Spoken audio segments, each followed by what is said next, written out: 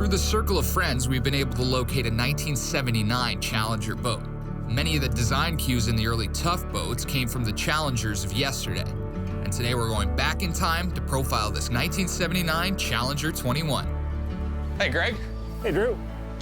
I thought this thing had twins. This isn't the one you came to see. It's not. Where's that one? Inside. Inside. So this is the one that you really want to see. And you may remember this one from I do remember that. the shots last year. Oh yeah, you can really see where the Tuff design cues come from this Challenger. Yeah, there's no doubt about that. So tell me about the history of this boat. This one is actually serial number 0001, built by Competition Marine back in 1979. It was the first one built by Competition in Canada. It is original. Almost nothing has been changed on it from the time it was built. I always wondered why they didn't put more crushed velour in boats. It is quite comfy. How did you find it, and what kind of condition was it in when you guys got this thing? Pretty much like you see it now, only it had about 1.5 inches of dirt on it. It had been sitting in a dry slip boathouse on Lake of Bays for apparently the last 15 years. It came to us through a friend of ours that called me up to ask me about the value of it because he knew that we had a Challenger. To the right person, it's priceless because it's the first.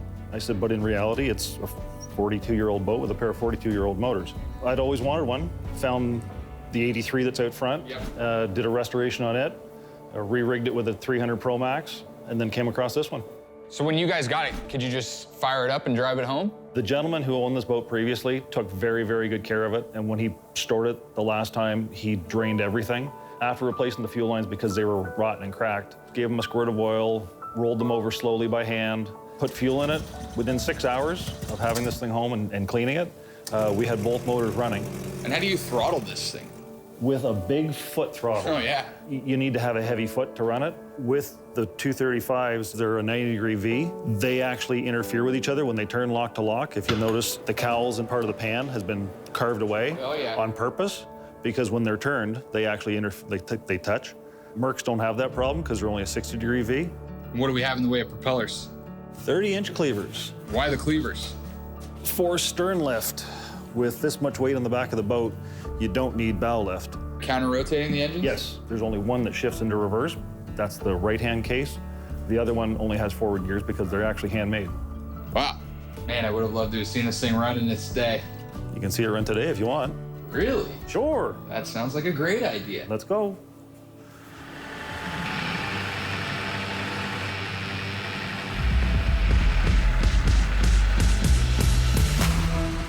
Permission to come aboard? Sure, hop in. Oh, yeah. You got a tape deck in this thing? Bob Seger came with it. Bob Seger, a little old-time rock and roll? You got it.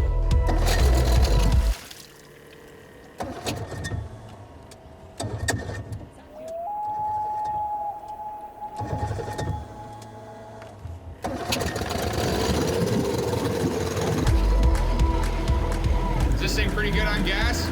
It's terrible on gas. They don't call them 235 for nothing. No.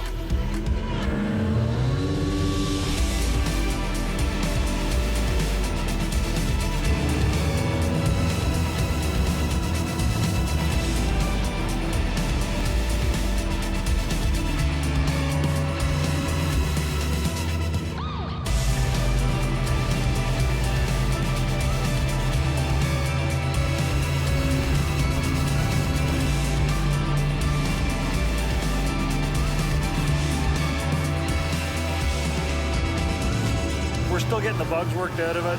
Yep.